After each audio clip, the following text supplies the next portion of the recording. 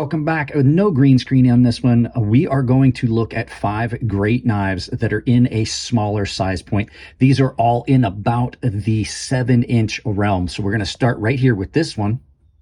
And it is the Ved Mini Nightshade, which I think is the better version of this knife. I had the full-size version. Matter of fact, I have the full-sized budget version of this.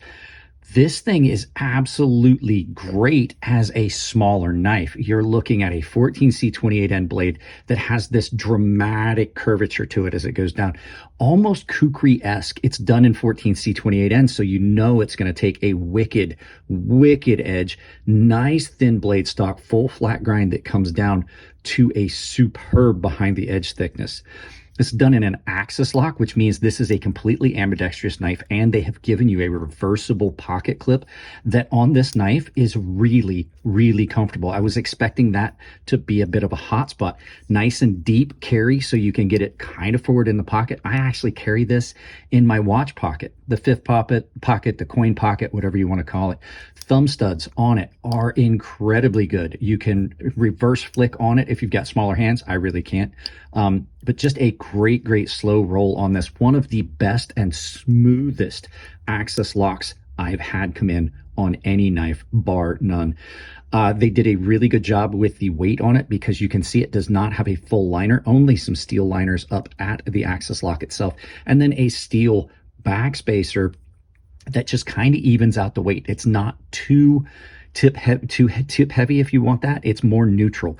And I think if they had went with a plastic backspacer, that it would have been too light in the tail for a lot of people. Like I said, the action on it is just incredible.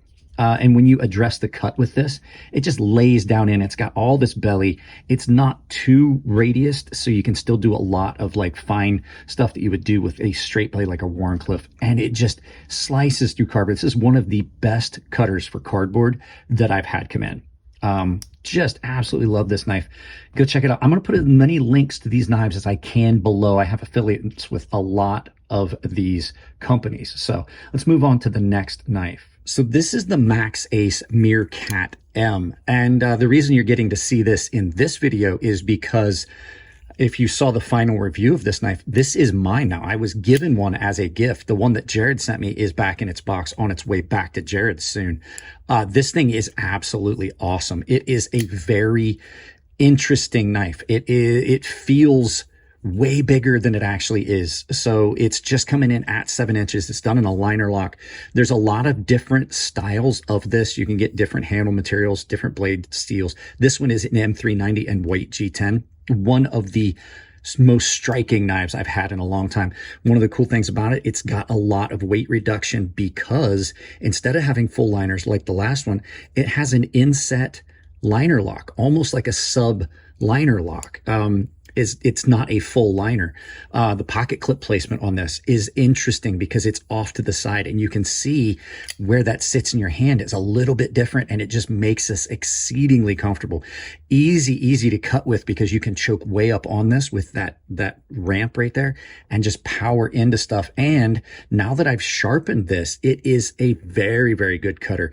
It is a little thicker than some of the other knives up towards the tip. It does have a bit of a thickness swell on it, but they did a really good job with the distal taper. Reverse flick only on this. Well, not necessarily reverse flick only, because the detent on it is good enough that you can flick, but it's also soft enough that you can just slow roll it with the aperture. And then in hand, just so good. The access to the lock bar is done really well. It is one of the best ways I've seen a company manage the difference between dropping this area down and then providing you with a good surface to actually get a hold of.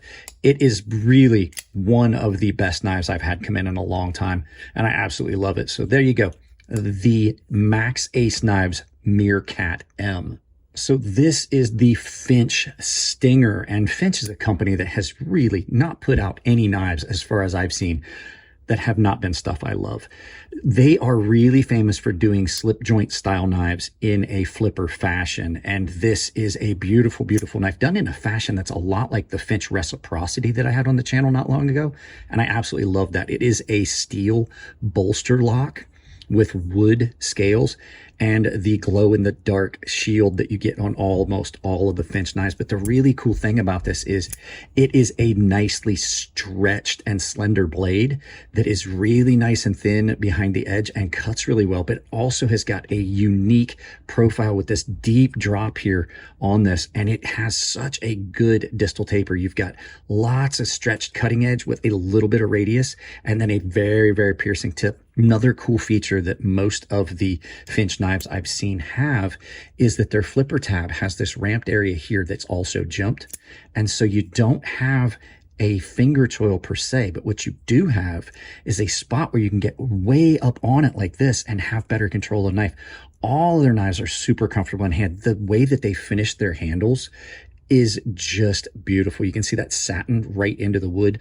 You can just barely even feel the marriage point on that. Well, there you can, but, and then the action on these knives, always good. But the fact is, these are all superb cutters. All of the Finch knives I've had cut really well. They do a very good job managing the behind the edge thickness and edge grind profile to give you a knife that is a good working knife. I could see it's a really good working knife. I could see a lot of people liking this, and the action on these is so good. And the thing is, a knife like this with wood, over time, you're going to get your own scratches and patina and stuff on it. I'm not going to lie, I have not carried this knife a lot. It's still in the review process. But over time, it's going to wear, and it's going to get that look like you would see in some of the old traditional slip joints that your grandfather would have carried. So let's go ahead, and right after you guys hear from a video sponsor, we'll move on to the next knife. Guys, you guys know I love coffee. I even have my own personalized coffee mug. But did you know that a lot of the coffee companies out there take a lot of the money that you give them that they should be throwing back into the company to make a better product and turn it into activism dollars? Coffee Brand Coffee does not do that. They take no stance politically any direction. They take all the money that they make and try to make a better product. So if you want to support this channel and a company that I absolutely do like the fact that they don't lean either direction politically, check out Coffee Brand Coffee. There's a link down below that will save you 5% at checkout, or you can use the coupon code crazysharp, all one word, capital C, capital S, crazysharp, all one word. They also have cold brew coffee, teas, and cocos, freshly ground and roasted to order. So check them out, support them, and support this channel. So this is the QSP Kestrel. And I have to say, I didn't think that this would be the one, but this, in my opinion, is the best knife that QSP has put out. It's not overly expensive, but this thing is an incredible good knife. This thing is so comfortable in hand, cuts so well, just has an overall beautiful profile. This is not this is one of their smaller knives. They do have some smaller than this, but this does such a good job. Beautiful clip point blade, nice grind on this. It's a flat grind down to a decent overall behind the edge thickness. It's not overly thick. It's not overly thin. It's done in 14C28N steel, and it has a beautiful PVD coat and then stone wash, which has held up so well. Then you get into some of the best handles you're going to find on a knife. This is a heavy burlap micarta that has not been polished up. It's got so much grip to it. It just feels good in hand. I love really good micarta. Pocket clip on it is great. It's in a position where you don't feel it at all. It's still a decent, secure pocket clip. It sits nice and deep. And the action on this, really good if that's something that you're into. If you don't care about the action, then not a big deal. Lots of weight reduction on what is already a fairly light knife. And then one of the coolest things is they have done all these milling holes down through here, which I find attractive, but it masks what is usually ugly, which is a lanyard hole. So you can use this one as a lanyard hole. And if you don't, it doesn't detract from the knife. It matches up with the pocket clip. Just such a good knife. But where it really shines is the level of comfort you have and the amount of cutting you can do with a smaller knife. Nice big flat area here, a little bit of belly. You still have a piercing tip. It's very attractive looking. And it is one of the most comfortable cutters you're going to find on the market. So there you go, the QSP Kestrel. So let's go ahead and get the last one out of the way. And it's the Dylan Mallory Design Ray by Beyond EDC's Terramundi division. So this is a very well done integral. Now, typically I'm not a fan of integrals. There's a couple. I have the OAO from We Knife Company here as well. Typically not a fan of integrals, but this one is done so well, and the balance on it is so good. In hand, this is ridiculously comfortable because it's nice and broad across. The M390 blade is done really, really well. Nice distal taper up here at the very tip. This cuts very well for a knife that's in a relatively thick blade stock. The action on this one is really, really good. And then you've got this beautiful inlay of carbon fiber on this. One of the other cool things about this is another one of those knives that has a finger choil without having a finger choil. You can get right up on this and do some really decent heavy cutting with this. And it is so comfortable. It's got a nice radius spine to it. Just beautifully done. The Terramundi line of stuff from Beyond EDC has been great. This gets a good bit of pocket time, as you can see. Pocket clip on this. Beautiful. And then it's unique because it is not a full, that doesn't make contact all the way across. It simply has one point on there that slides in your pocket. You see that's been milled away. And then it's just in hand. It adds a little bit more dimension to the knife and keeps it more secure in hand. It makes this feel wider at the back. Sometimes these thicker milled pocket clips will do that for you. And then you've got the action, which is just really good. It's reverse flick only with a very, very attractive looking aperture, which looks like, almost, I said it in the review video I did of this, looks like an infinity mirror where you can just see it like a long infinity hallway. So these are absolutely great. They're a limited run of 200. M390 steel, titanium, you just can't beat something like that. So guys, that's it on these ones. We're going to turn this around. We're going to do some final thoughts, and I'll send you out about your day. There you go, guys.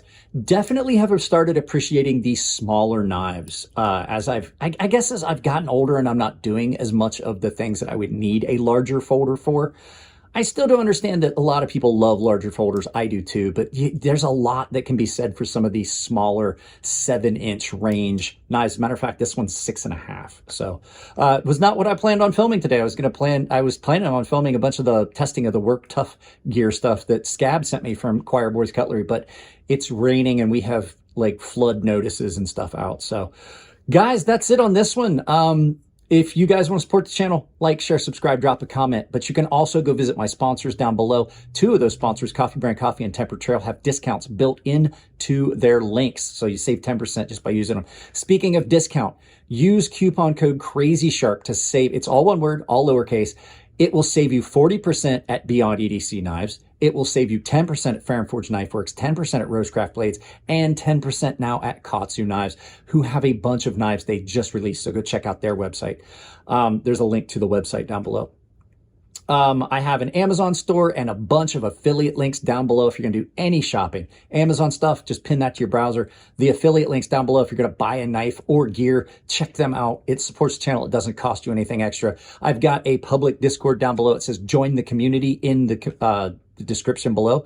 And I have a membership. There's also a link to that down below where you can get into all of the benefits I offer. I do giveaways. I have exclusive content. There's a private Discord and a premium tier sharpening tutorial series. Guys, that's it on this one. I love y'all. Keep it clean in the comment section. If it's your birthday, happy birthday, and I'll see you in the next video.